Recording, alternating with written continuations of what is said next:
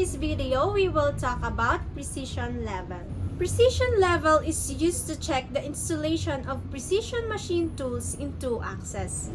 A lathe is manufactured with its base in a plane level, and if it's not installed level, distortion in frame cause machining errors. Want to know more about our precision level? Please keep on watching! Do you know that precision refers to the range within which the population parameter will lie in accordance with the reliability specified in confidence level? A digital level will automatically adjust so that the readings are accurate almost every time. How to use a precision level? Well, simply put the level on the surface and note the position of the bubble. Then reverse the level in the same spot.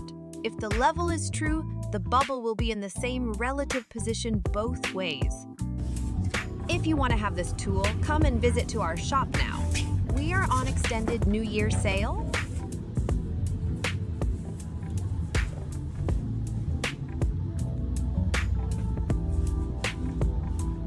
Ano pa ang hinihintay nyo?